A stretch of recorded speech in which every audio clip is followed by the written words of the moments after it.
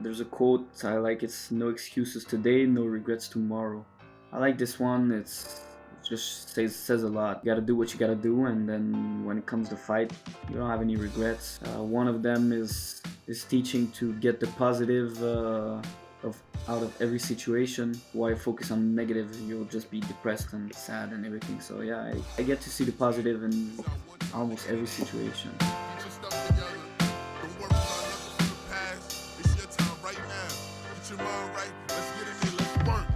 I'm a champion, I can never stop. If you put me in the square, I square up like a box. Good people, bad intentions, the tail of the tape. See the passion in my eyes, the real ones can relate. I said, I'm a champion, I can never stop. If you put me in the square, I square up like a box. Good people, bad intentions, the tail of the tape. See the passion in my eyes, the real ones can relate. Hello, ladies and gentlemen, and welcome to episode 44 of the Good People, Bad Intentions podcast. My name is Matthew Pine, and our guest this week is Tommy Morrisson. And Tommy is a professional MMA fighter who fights out of TriStar Gym in Montreal, Quebec, Canada, and that's headed by Coach Firas Zahabi. And Tommy has a record of 4-0 as a professional, and he's looking to make it 5-0 September 16th at the Théâtre Capitole, where he's going to be going up against Matt Dawson for the Samourai MMA Chapter 8 event. And they're both flyweights. And Tommy is actually ranked the second flyweight in Quebec at the moment as a pro. And he's ranked number 3 in all of Canada. So I'm really looking forward to having Tommy on because I've been following him for quite a while. Him, as well as Frank Boxing Coach, make a lot of great content on social media about boxing and, of course, also about MMA now with Tommy.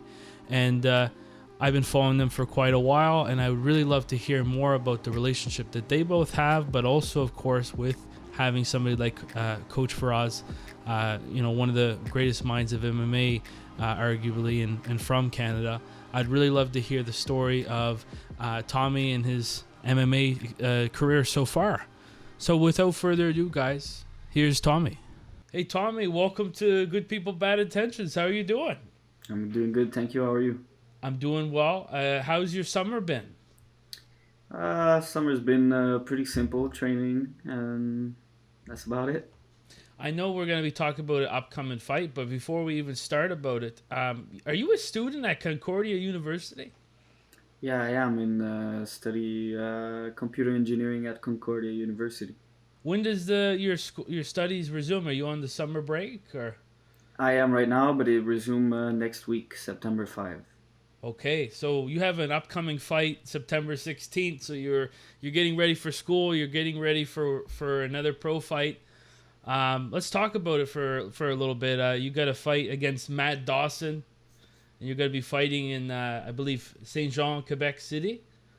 Quebec City. Yeah. Yeah, it's the national. The venue is like the national venue. It's called the Capitole. The Capitole. Yeah. Have you fought in Quebec City before? Never. No. Are you looking forward to that? Definitely, yeah. Okay. I've been in Quebec City myself. I'm a huge fan of Quebec City. And I know you're from Montreal, so it's about, 3 hours away from where you're at? 2 hours and a half. 2 hours and a half? Yeah. And Matt Dawson, I know that you had quite the post-fight kind of promo there, talking about the fight with him. Can you talk a little bit about maybe some of the animosity that might be coming between you guys coming up into this fight? I mean, this guy was talking shit. He refused to fight me twice, and he started talking shit online, so I had to say something. I'm not normally a cool guy, don't do that, but if you talk shit and you're the one who refused to fight me twice, then I'll do something about it. And yeah, that's why I said what I said. And for the flyweights, what is it like in the flyweights for the Samourai MMA promotion? Is there a lot of on the roster, or is it pretty tight knit roster for flyweights? There's probably from here we have probably like three fighters, and there's a couple of Mexicans also. So yeah, it's good. And what do you make of him as a fighter, like going into this fight? What do I make of him? Yep. What does that mean? Just meaning, like, what is your sense about what the fight will be like? What are some of his strengths and things that you assess going into this fight? He's gonna be aggressive. He's gonna start the fight quickly, aggressively, and he's gonna try to brawl. He's gonna try to take me down, and I'll beat the shit out of him. One thing, like I've been following you for a while. When you were a '98 fighter, now you're Tommy Morrisson. You're sticking with your real name. Yeah. And I've been following you with your work with Frank Boxing Coach, but I understand that you were an MMA fighter, which was actually kind of crazy, to be honest, following you, because I was just thinking you were a boxer. So I'm seeing all these skills that you're displaying on social media and everything like that, and then let alone you get this arsenal of all these different martial arts. So what was your first martial art getting into your story with fighting? First martial art was Aikido. Okay. Yeah, I started 12 years ago Aikido. Did Aikido for a year.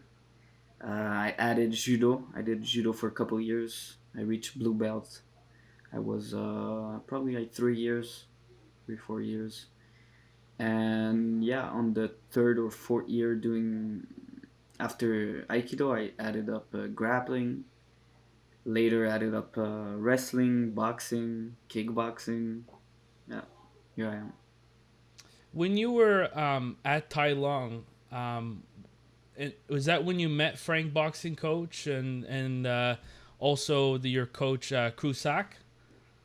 I met Krusak more recently, like probably Okay. 3 years ago, 3 years ago.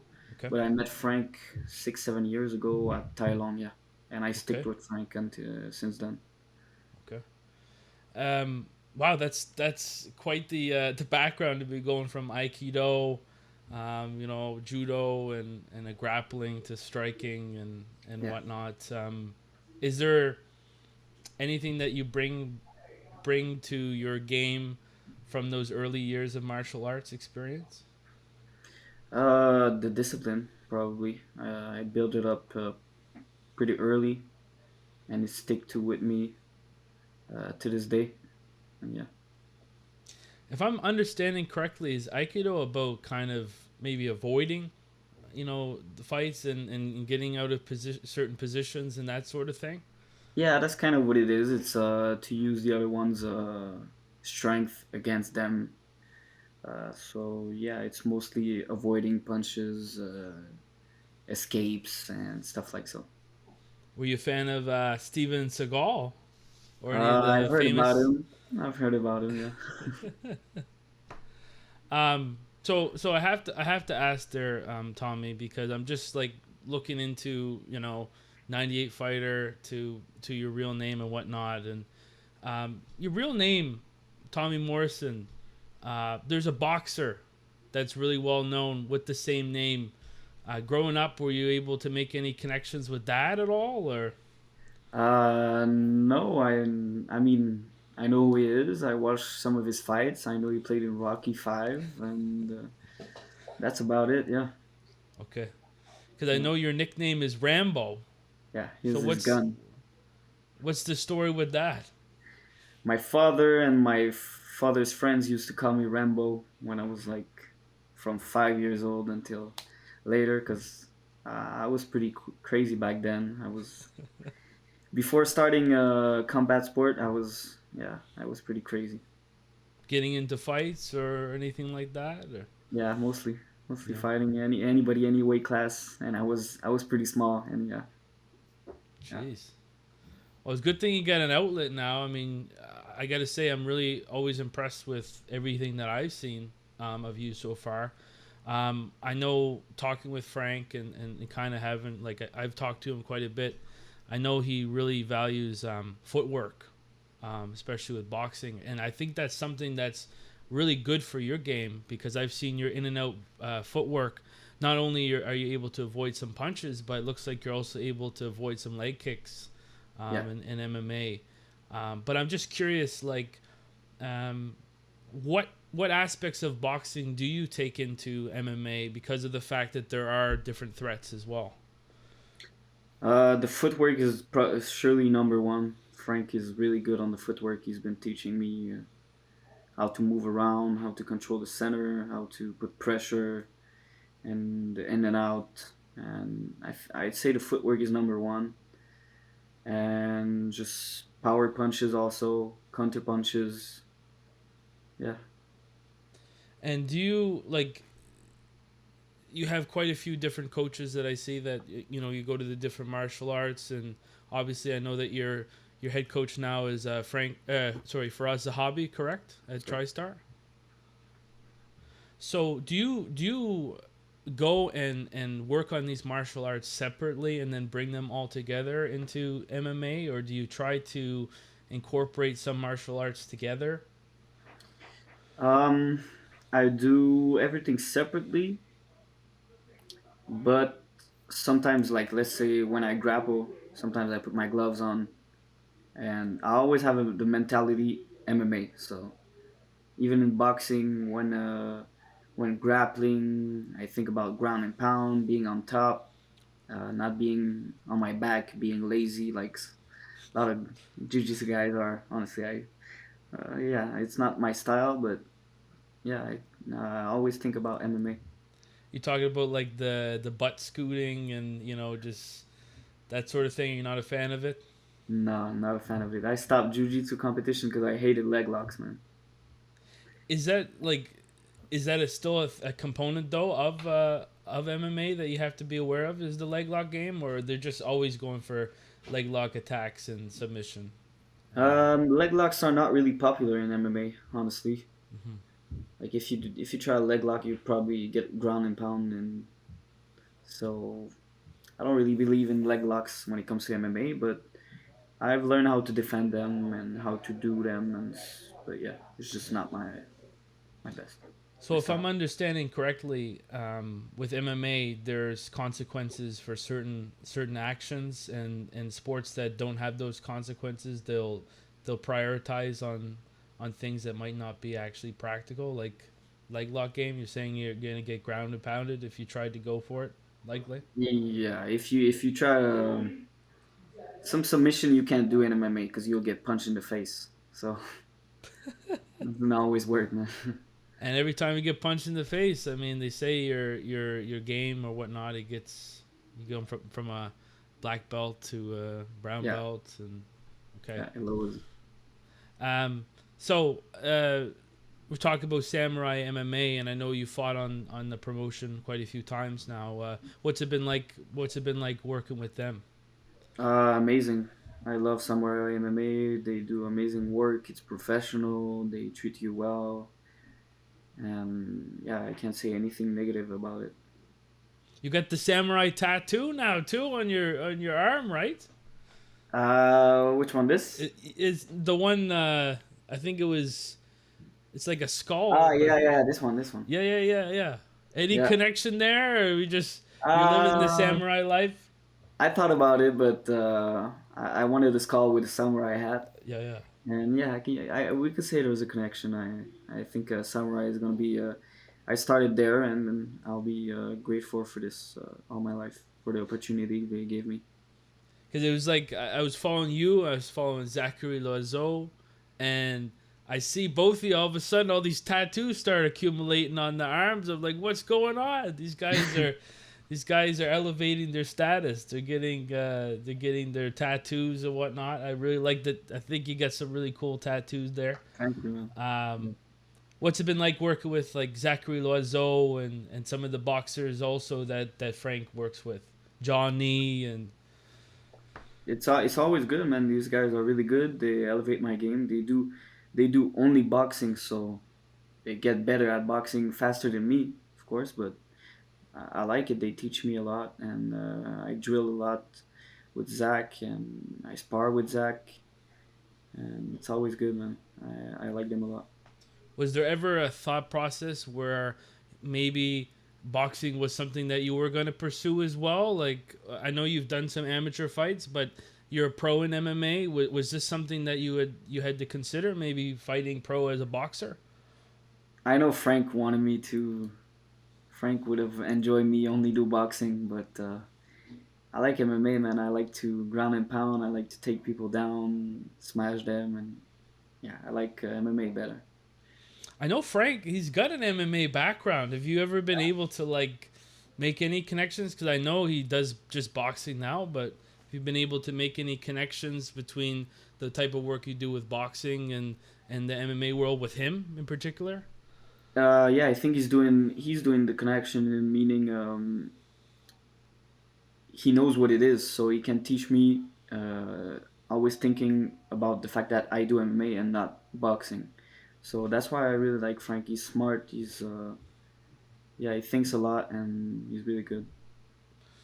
And I know also, I'm always curious because, Firas Zahabi is another great coach from the area.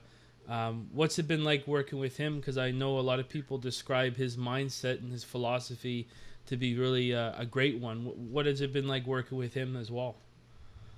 I love working with Firas. He's always have good points to say. Always have he makes good game plans. He's when he's in your corner, you feel a certain energy that brings you up, and I appreciate Firas a lot.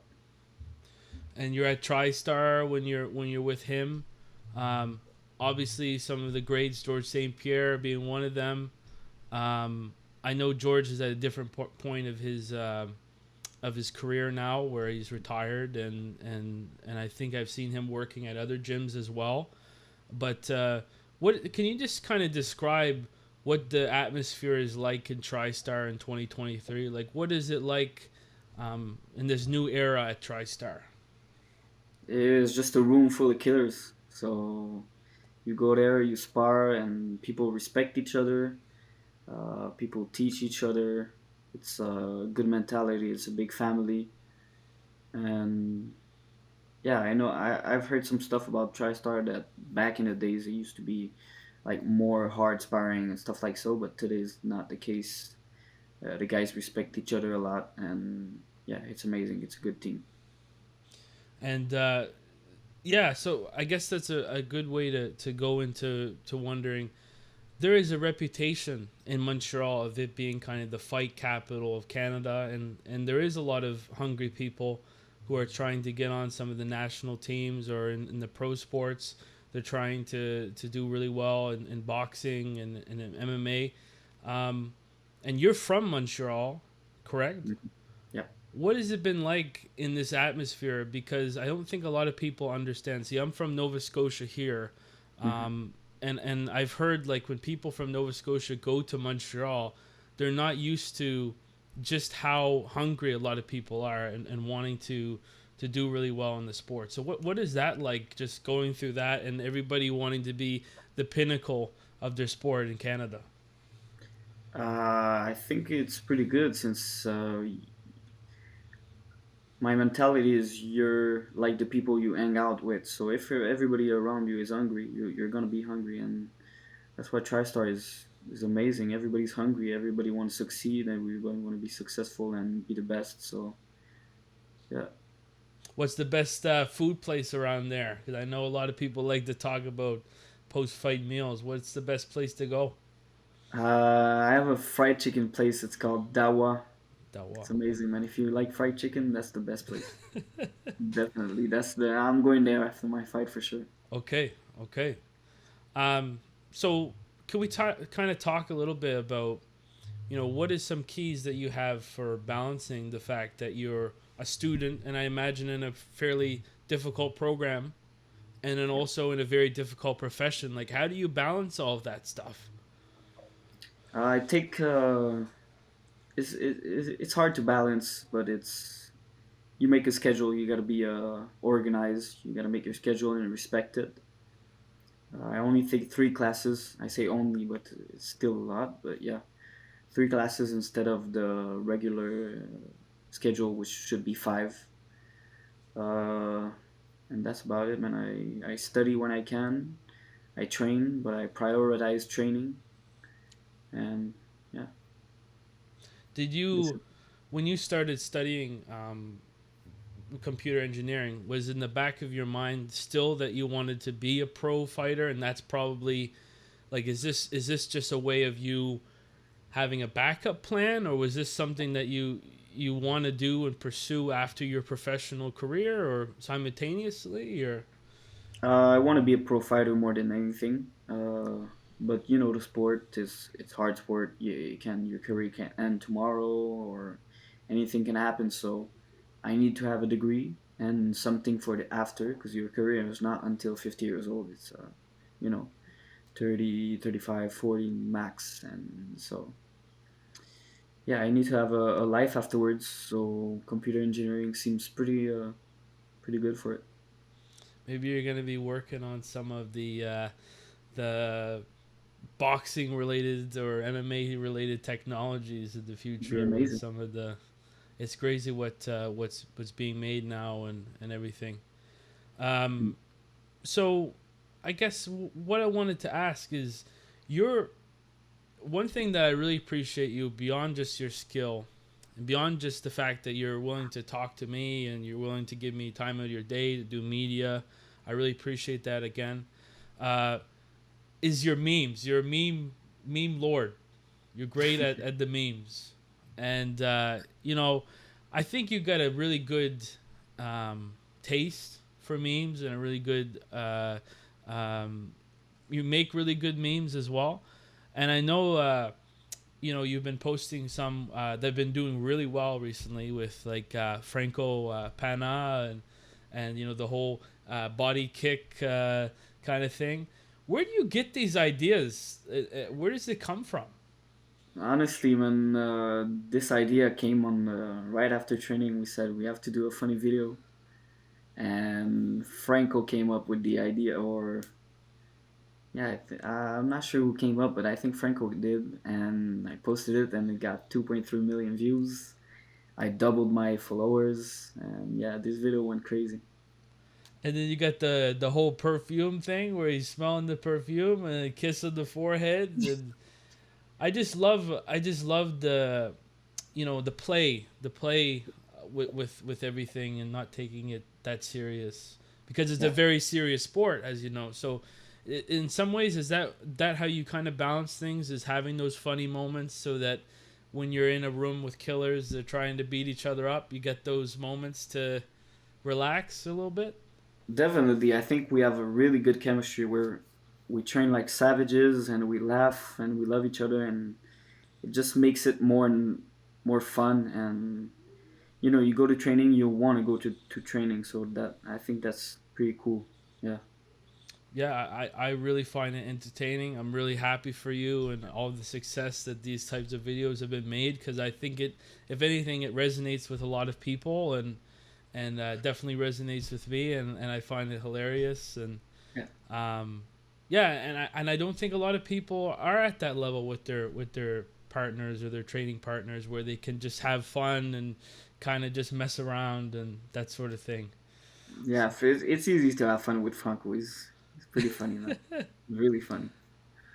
So I wanted to kind of recognize a couple things. I know, looking at some of your past posts, I know you've been at some of the best training facilities alongside where you're at. Like, you've been, I believe, at American Top Team in the past, and I know that you've also been at the UFC PI. Yep. And I know that you were with Manel Kape.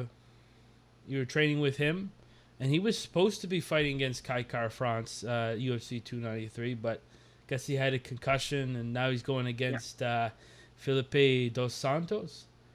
Yeah. And I'm just curious, like, what was it like, that experience where you're working with some people in the UFC that are very close to the top? It's amazing.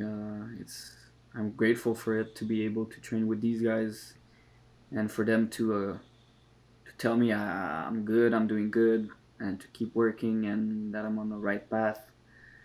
Yeah, it just feels it's motivating, and I'm grateful, really grateful for it.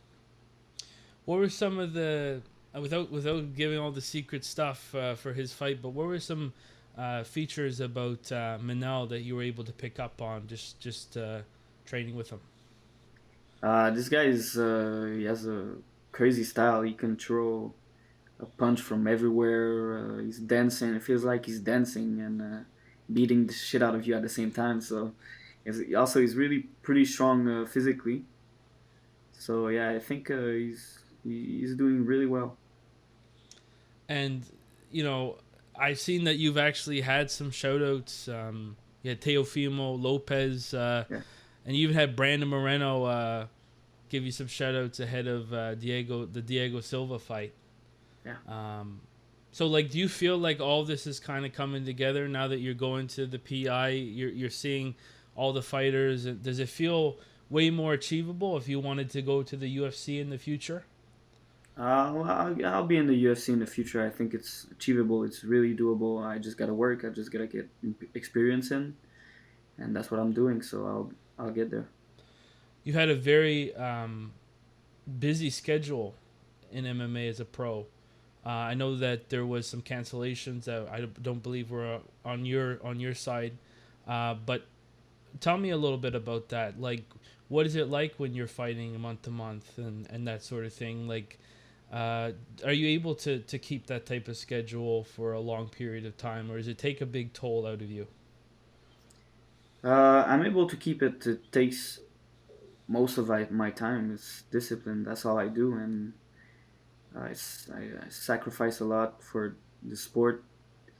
Like times, I don't go out like that often, stuff like so. When a fight's coming up, but the thing is, I try to balance it. Like whenever I have time to go see my friends, I see my friends. After a fight, I take a week off. I try to go on trips, and yeah, so it just makes it fun. So that when I get back to training, I've had my mind elsewhere. So yeah. Have you had many like injuries in your career? Like, is this Luckily, no, I never had a big injury. My biggest injury was for a week, and it wasn't anything broken. It was just soreness. So yeah, I take care of my body. I take real good care of my body. I do recovery. I sleep well. I eat well. I stretch. I have massages every week. So yeah. I see you're doing the compost bin ice bath. Yeah. I'm assuming that that's an ice bath compost bin like dedicated. It's not the one that it's not the No, no, one for no. your house. Okay. Yeah, yeah. I washed it and I use it only for ice Okay. baths. Great. Yeah, Great. don't worry. But what's that like? I know that's been a huge trend that a lot of fighters have been using for their recovery. So, is this something that you've seen a huge difference in your recovery times by using the ice bath? Yeah, it's the worst, man.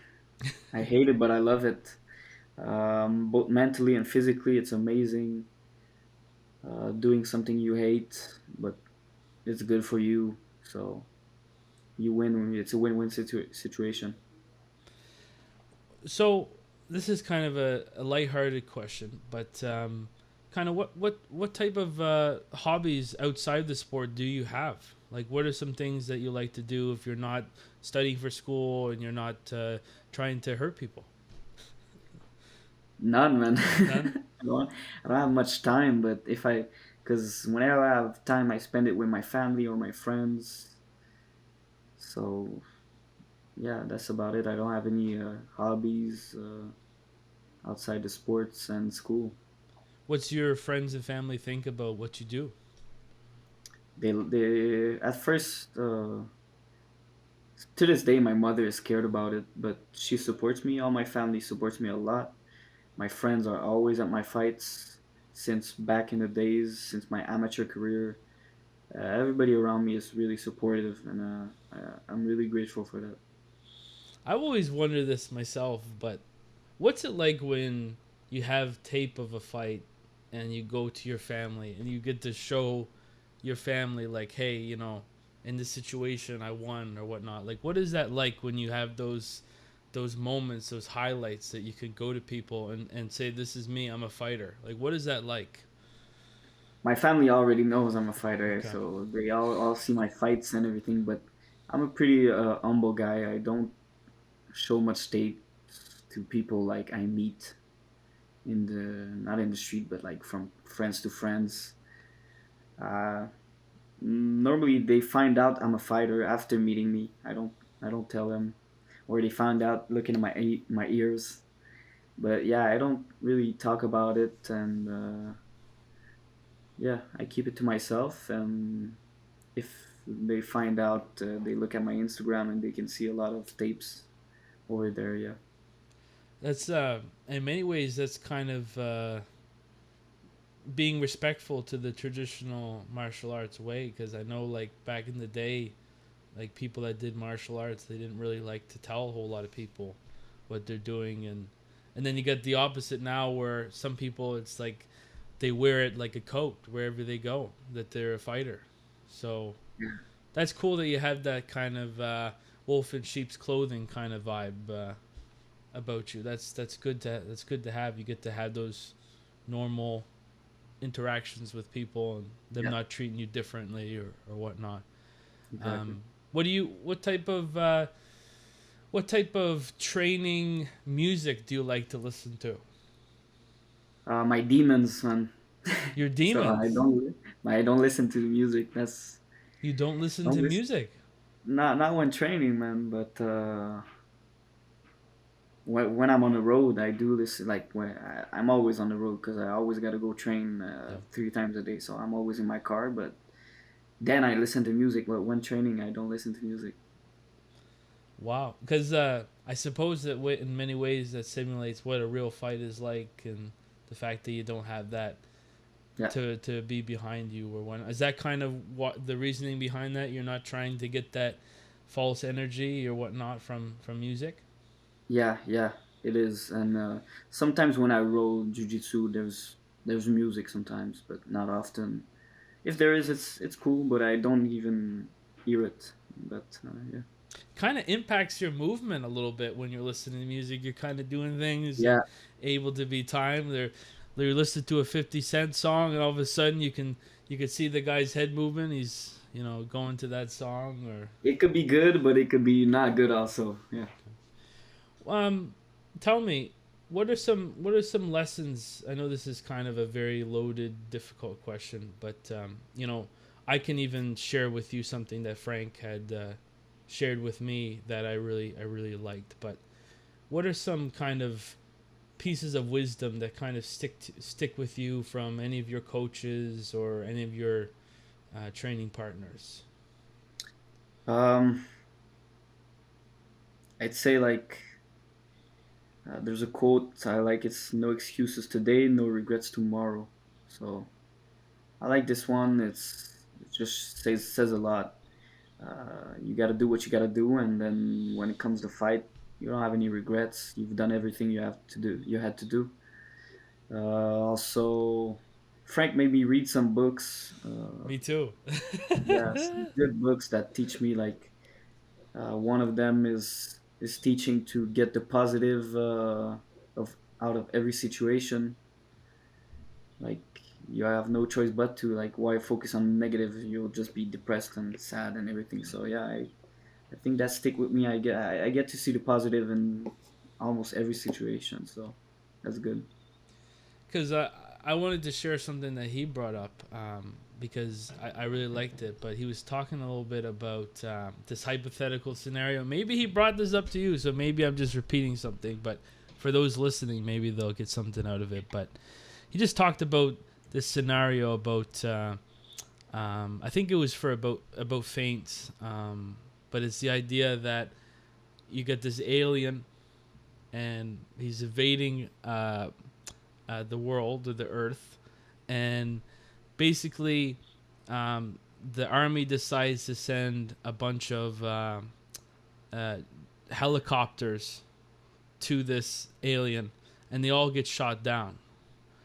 So what you decide to do next is the general or whatnot is you just send one jet down, and when the one jet goes down and doesn't get shot, well, then you kind of exposed a vulnerability, and then you send all of the jets at one time towards the alien. He was trying to use this as I guess an allegory or whatnot about, you know, feints and how you kind of are seeing the reaction of your opponent sending one thing, and when they're not properly reacting to it, it's when you start sending that all the time.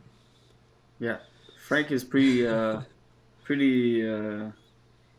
He has interesting thoughts sometimes, and I like it a lot. Man, you always come up with some stuff that you never thought of, and I hope I'm not like, I hope I'm not, this is like not something he was gonna put in a book or something, and here I am just selling it for free. But might write a book sometimes, man. I he think reads so much books, man. So he does, man. yeah. And that's cool that you have somebody like him, somebody like Firas. Again, I'm really envious, because these people, in my opinion, are some of the greatest minds in both sports right now. I know with Frank, I think he wants to get to that point where he has a lot more pro fighters and to test himself in that side. And I know Zacharie is now a pro. And that's been an interesting time for him. And I think Zach has been there with him one of the longest times, I guess, as a coach. So I just wanted to, I know we kind of talked about this at the beginning, but I'd like to kind of go back to it a little bit. So again, this upcoming fight, September 16th with Matt Dawson. You said that you're expecting him to kind of come out fast. Are you somebody that looks past opponents and tries to plan for the future, or are you trying to just focus on him the 16th for your career? You mean like do I plan fights after this? Yes, this one? because of how frequent your fights tend to be. Is this something that it just naturally happens, these upcoming fights? My father does that. My father is my manager. Okay. And he does that. He plans the fight, but right now I'm focusing on one fight. Yes. One goal, and yeah, that's it. Can we talk about your past fight? I mean, what were some things that stood out to you? You went against Francisco Ramirez, and it was a unanimous decision on your part. What were some things that kind of you kind of identify with that fight?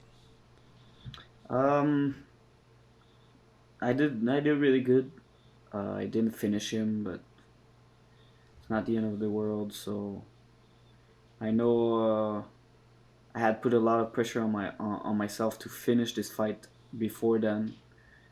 But now I don't have any pressure. Whatever comes. If it 15 minutes, I'm ready. I have the cardio for it. I have the strength. I have technical, and I'm ready for anything. But yeah.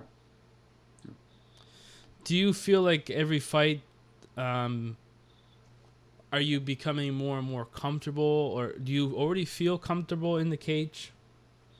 I'm more and more comfortable, definitely. I know compared to my first fight, I'm a total different fighter. And I get to show more weapons I have, because I've been training for 12 years, man. So I have quite the weapons, and I haven't showed them all yet, but yeah, I'm getting comfortable enough to do it now. What was your first fight like? Like, can you just go back to maybe your performance there, or how you felt going into the cage for the first time? It was calm. It was composed. It was technical. I went for the win. I scored some takedowns when it needed to be scored, and that's how I won. That's how I did most of my fights, actually. Just being smart about it and calm. And yeah, that's how I won all my 4 fights. Decisions, but I won all 4, man. So I don't really care. Well, the thing I don't know where you place on here, but I do realize that decisions, like when you're dominating a fighter, and then you're winning by decision, I've heard some people say, I know everybody wants to finish and it's exciting or whatever, but I have heard that does demand its own skill and things to get to that point, right? Because I know people think like, oh, like somebody won by decision, whatever, but sometimes you fight people that are just, they can't be finished. Yeah. Ramirez was solid. My last fight, I had his back. I had a backpack. I had a body triangle on him for like 13 minutes out of 15. So I tried the. I was trying to choke mostly. He was good at defending it. I didn't try anything fancy, any armbar, anything, because I know I was winning the fight. I didn't want to do anything that could cost me the fight. That was not worth it. So I went for the decision, and I knew I was going to win. So Talking about like, this is where my mind kind of went. I'm not trying to be distracted here. Did you watch the fight with Neil Magny and Ian Gary that happened not too long ago? Did you watch that fight? no, Okay, because he I think he had probably like 9 or 10 chances to finish that fight, and he's the future of the sport, right? And it's kind of like, it's a very, very difficult thing when you have, like, when sometimes people have an opportunity to finish the fight but they don't. But this guy had, like, when he was fighting Neil Magny, he was like, Neil Magny was going on the ground and he kept getting him to come up and whatnot, but there was, like, I think people were kind of frustrated with that. Did you watch Yeah. Did you watch that? You didn't watch that fight? nah. Maybe I did, but I like the names don't. I don't put any faces on the names, so I don't know. Did you watch the Daniel Dubois Alexander Usyk fight, boxing? This weekend? Yes. Yeah, yeah, that was nice. Was it? What's your take? Was it a low blow, or is this just a very close? It was a low blow. Yeah, Okay, I because think it was a low blow. everybody, I swear, like, everybody was like, that fight. They were thinking about if it was a low blow or not. You want to know what I was thinking Yeah. about with the shorts? His shorts says "Dad, Mom" on the back. That's the whole time I was thinking about that, more than this controversy. So I don't know Yeah. why he's got "Dad, Mom" on the back. Maybe he's like both, his family. But like, it's it's Yeah. like, I was watching it, I was Um, like, what is this? Why does he have this on the back of his shorts? He's got some interesting, talk about management. He's got some interesting management, I think, yeah. to get these things on the back of his shorts. Did you, okay, what fighters do you look up to, or stylistically or whatnot, that you maybe want to kind of emulate, or I know one thing I've noticed with your posts is that you want to be your own fighter, but what are some people that you kind of look up to? Habib, GSP, in terms of wrestling and being smart in the cage. Recently, O'Malley. I love how he can beat a wrestler just by staying away, controlling distance, counter punching. He's really good for that. So I'd say these three are ones I look up to. You mentioned the backpack, and I thought about Aljamain when you said that, and I know he lost to Sean O'Malley in the second round. What do you think about, like, do you think he still has the ability to become champion again as a, like, because I feel like a lot of people are writing him off now after this loss to O'Malley. Yeah, he'll have to adjust his game plan and his don't overthrow, man. Don't overthrow against a striker when you're a wrestler. So yeah. Because I think I seen DC or somebody that was talking about how he was making up he's trying to close the distance, but instead of walking, he was punching.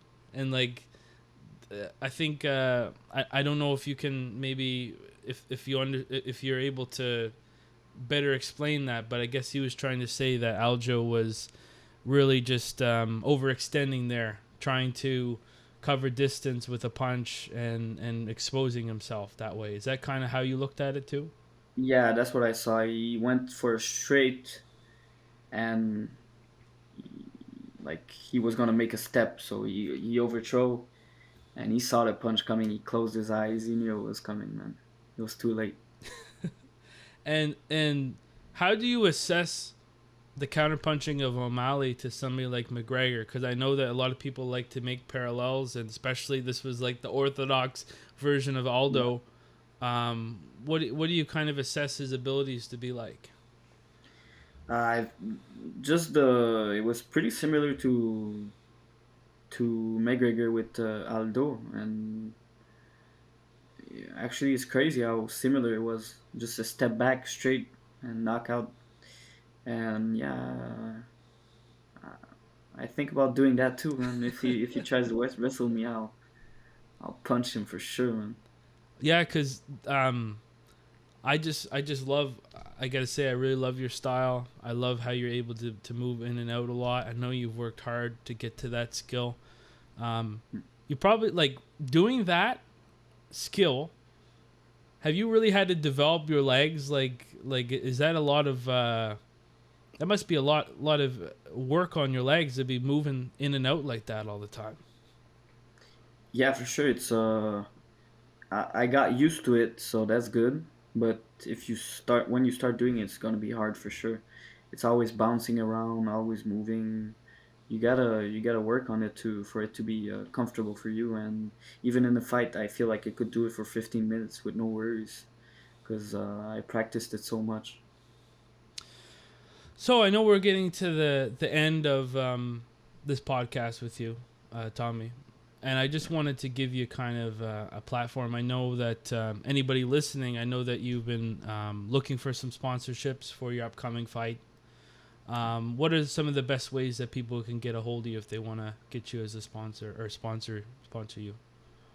They can write me on Instagram, and yeah, it's the best way to. They can look up my Instagram, and then I think I have an interesting profile, and I share good values, motivational stuff, and then they can write me on Instagram, and I have a presentation I can send them. So, yeah.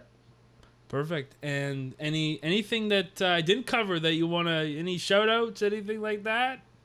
I just shout out to everybody I train with. Shout out to my family. Shout out to you for having me on this podcast. And yeah, man, I appreciate it. It was nice talking to you, and thank you. Thank you so much there, Tommy, for coming on. Appreciate it. And I hope you guys enjoyed this episode of the podcast. A couple things to take home. Tommy doesn't like to listen to music while he's training. I mean, I don't blame him, because really you get to have some cool entrance music when you get into the cage, but once those cage doors close, you can't really listen to music. I love music, but I get where he's coming from. So when he's driving to and from all these locations and all these sessions that he's having, he's going to be pumping the tunes, but when he's in the gym, he's not. And I totally respect and understand that. That's cool. I didn't know that he had an Aikido background. And, you know, I always think about Steven Seagal when we're thinking about Aikido. But, you know, for some of the listeners who's been here from day one might know that I have a karate background myself. And I know that traditional martial arts do like to integrate some things of Aikido and in some capacity. And I also understand that Aikido, I believe, is something that the police force in Japan has used in the past. And I know some people are kind of in debates on the practicality and that thing of the martial arts, but I do really appreciate that Tommy seems to have a very traditional martial arts background. He's talking about how he doesn't really like to boast, and he tries to be humble about the fact that he's a fighter, and I can do nothing but respect that. So I really enjoyed this episode with Tommy, and I wish him nothing but the best. And guys, if you're looking for a fighter to sponsor, if you're somebody that has a business, he might be a great person to sponsor, because everything that this guy's doing is popping off and doing a great job. And like I say, with the memes, they're just hilarious and really lighthearted. And I just love the community that it seems that he's building around himself as far as his training partners, and he said it, his family and his friends and whatnot. So that's really great. And yeah, so if you guys enjoyed this podcast episode, I strongly recommend, if you're listening to the podcast on your preferred podcasting platform, that you subscribe to it. And so that way, when a new episode comes out, you won't miss it. Of course, there's also the option you can leave a rating. So that way, if you like the episode, you can let us know. If you didn't like it, you can also let us know. And if you're watching this on YouTube, of course, you can subscribe to the YouTube channel. So that way, when new episodes come out, you won't miss it.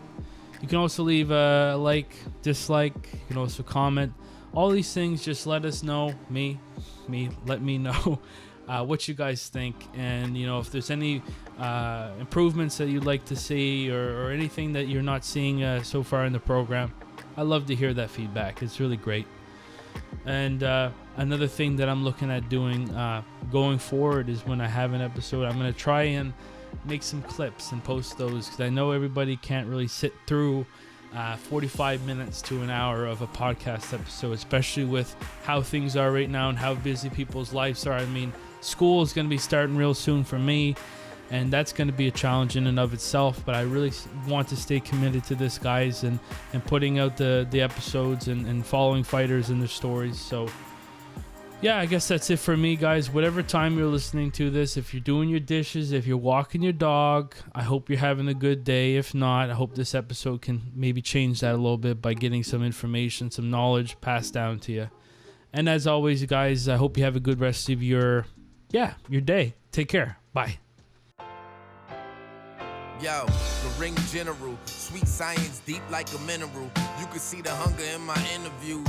Peep the interlude, this is just a preview. Give you all I got, put the past in the rear view. My team ready, the theme steady. Got bad intentions like I seem petty. Still a good dude, stay humble, never messy, never crumble under pressure. I'm shining like God bless me.